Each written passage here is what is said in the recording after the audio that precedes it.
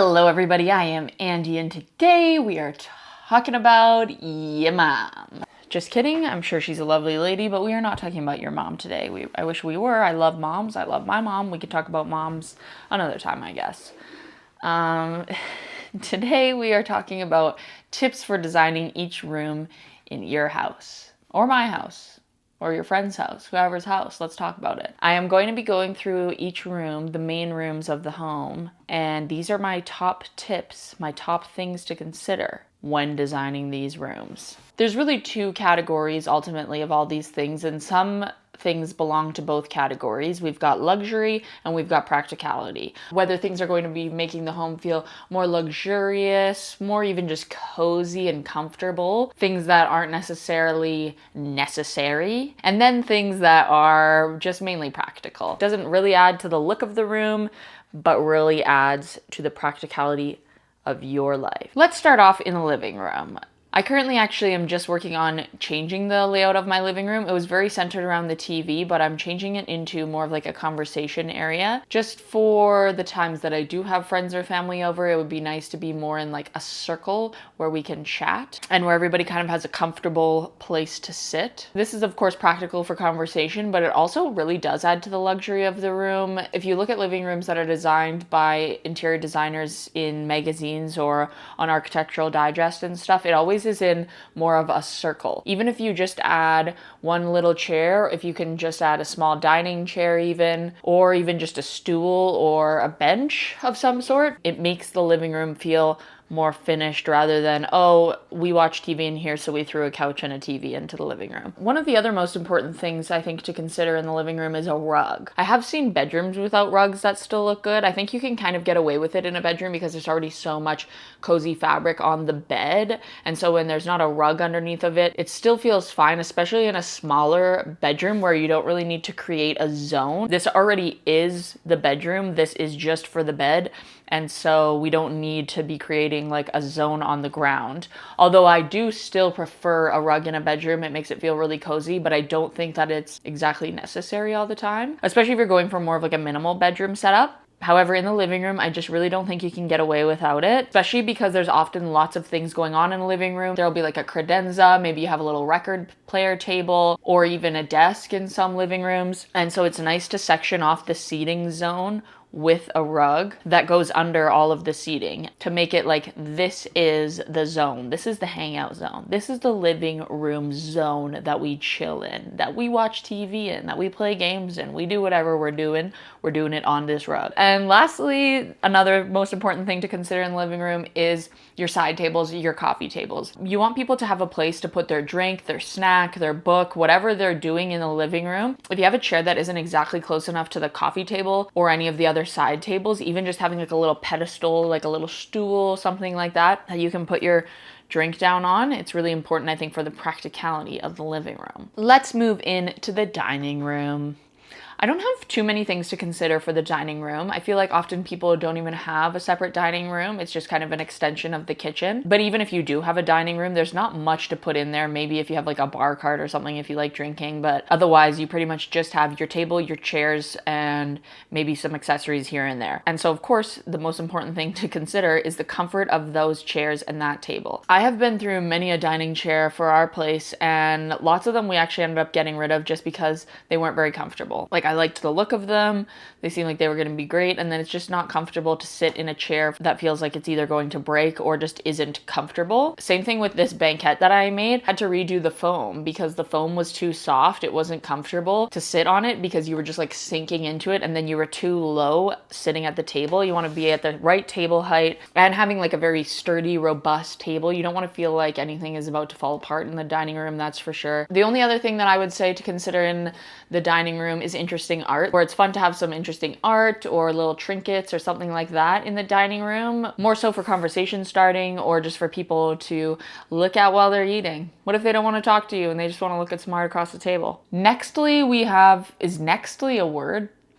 Nextly. I feel like it must be. Nextly, we have the kitchen. One of the most important things to consider in the kitchen, especially if you have limited counter space, is your storage. If you like cooking, or even if you're just making yourself breakfast in the morning, you want to have space to cook. Our kitchen is a decent size, and Brendan and I still have a hard time finding our own little zone to prep when we're cooking in the kitchen together, I find. It's really nice to get things off of the counter. Even if it's like your salt and pepper are taking up space on the counter, your fruit bowl, anything like that. Unless you have the counter space for it, it's a lot more practical to get that off the table. Even if you do have the counter space for it, I feel like it also just looks cleaner when there's not as many things on the counter. I'm looking at my kitchen right now and there's so many things on the counter.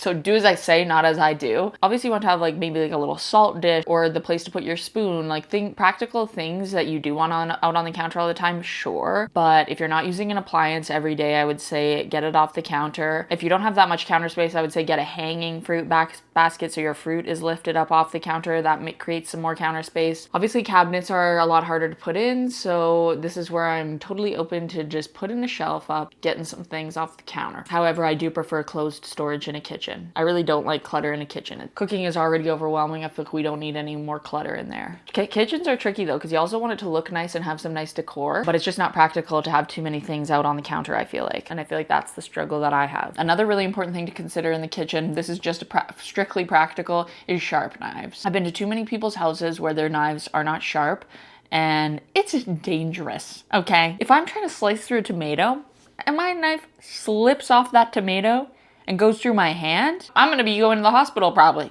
Okay.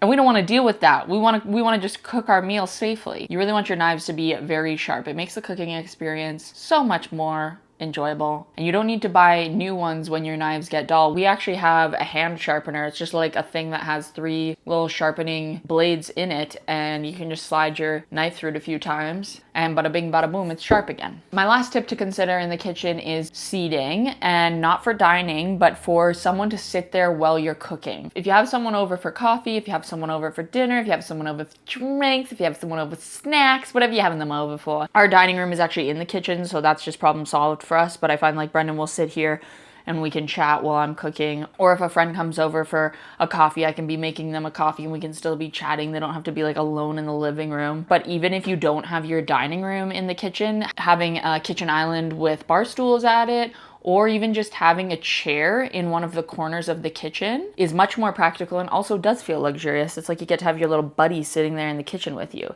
And it looks kind of cute. Like a little chair in a kitchen looks really cute. Moving on, let's talk about the bathroom. The bathroom.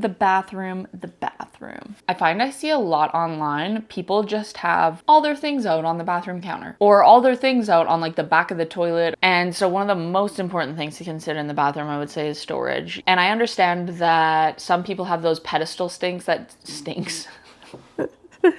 And I understand that some people have those pedestal sinks that don't have any storage under them. And then it kind of feels like, well, where am I going to put this storage then? But I feel like there is always a way. Even if it's a really tiny little bathroom, you can usually sneak a little cart in there. You can hang a medicine cabinet on the wall. You could even have a shelf with a basket or with little boxes that you can put your little serums and your little makeup products in. I just find a cluttered bathroom so stressful. And especially when your products are all out like that, bathrooms get so dirty and dusty. Even just from like using the toilet paper, that dust, can somebody invent a toilet paper that is still soft but has none of those fluffs on it? Because I'll dust the bathroom and literally 1 or 2 days later, we've got little fluffs everywhere again. And when you have a bunch of products out on your counter, I'm like, every single one of those little products is getting all these little fluffs on them. Seems very impractical to me. And I just feel like regardless of how small your bathroom is, there is always some wall space to hang up some sort of little shelving system. Even if you just have to hang some sort of storage thing on the back of the door in the bathroom, I think it's much better than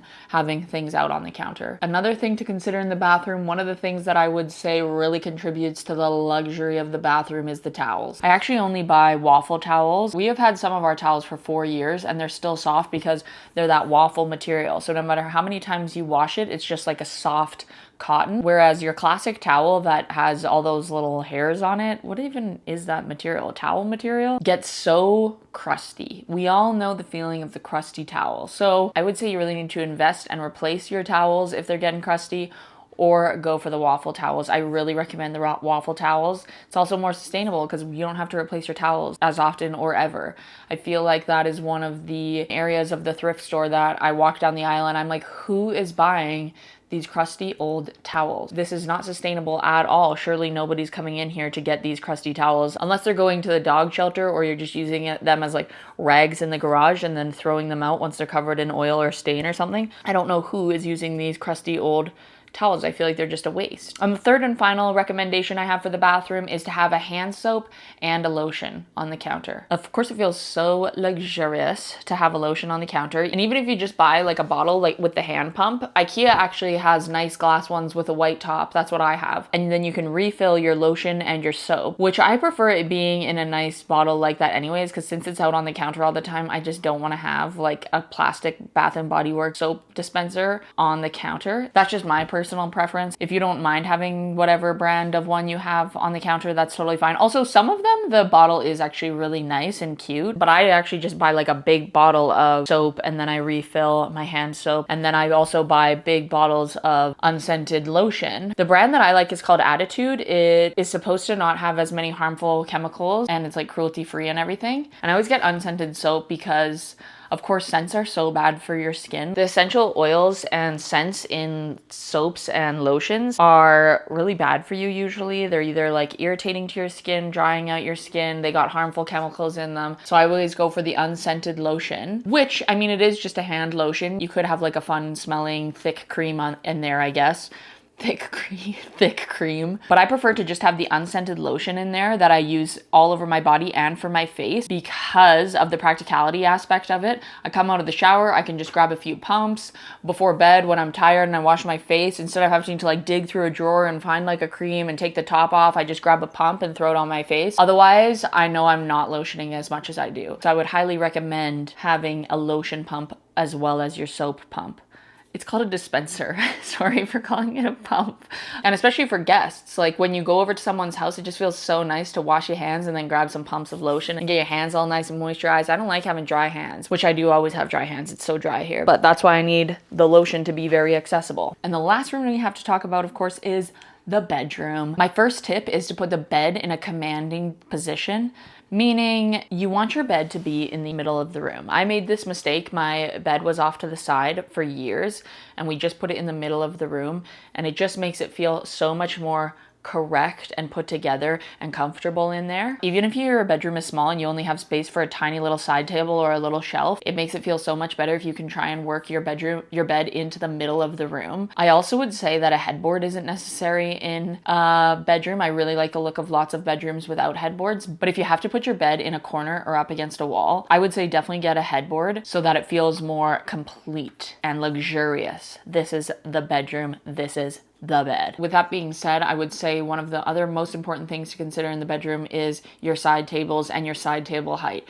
You want the side table to be accessible at a nice height. You can just grab it, you can reach it, you can have your glass of water, your book, whatever you need on there, even if it is just a shelf. However, I would recommend considering side tables with storage, or even just if you have like a little trinket dish on top of the side table for like hair ties or earplugs or any other little things that you need while you're sleeping, just so that you can keep the side table relatively clean. And maybe just have like your lamp and your book and whatever else you really need up there. And then a couple of practical recommendations for the bedroom I would say is getting some blackout blinds. That's right, we're sleeping in this household, hell yeah. Or a blackout sleeping mask. Last year I got a blackout sleeping mask and in the summertime I was waking up at like 7 a.m. every day. As soon as the light starts coming through the window, I'm like, oh my goodness, I'm exhausted every single day. The first night, I'll never forget the first night sleeping with this sleeping mask on.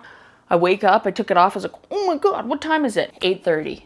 I slept like an hour and a half longer than I usually did with the light coming in. It really helps the sleep, actually. I think that sleeping with darkness is so important. And of course, if you want to wake up with the sun, sure, whatever. But I love getting a good solid sleep in. And so having that blackout blind situation, so important. Which I actually do have lots of other sleeping tips. I have a full sleeping regimen and I'm even a good sleeper. I am such a heavy sleeper. Like I don't really wake up or anything. And I often do sleep like 9 hours a night. But for when I can't sleep, I have a full regimen to do when you can't sleep. And the last thing to consider in the bedroom is a journal on your nightstand. I don't journal, not for journaling.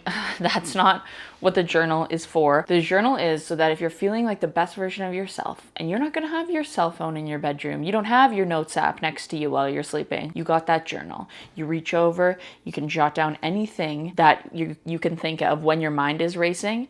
I find like if I can't sleep and my mind is racing, as soon as I grab my journal, again, do as I say, not as I do, because when I say journal, I'm talking about my phone and I write it in the notes app. But as soon as I write down that reminder, oh, I need to get this tomorrow, or remember to tell so-and-so this, as soon as you write that down, you don't need to keep thinking about it and you'll be able to sleep way easier. I think a journal is pretty important for the bedroom or your cell phone on your nightstand. But then of course we know that that also has the cons of scrolling. One thing that is super important that I did not talk about for any of these rooms, because it's super important for all of these rooms, is lighting. Lighting is so important in every room. It makes it feel cozy, or of course it helps you see if you're busy doing something or if you need to put your makeup on. Personally, I think it's nice to have very bright, practical lighting, especially in the kitchen and the bathroom. When you're doing your makeup, sometimes I'm doing my makeup in the evening when it's dark outside, so I need to have the bright bathroom light on.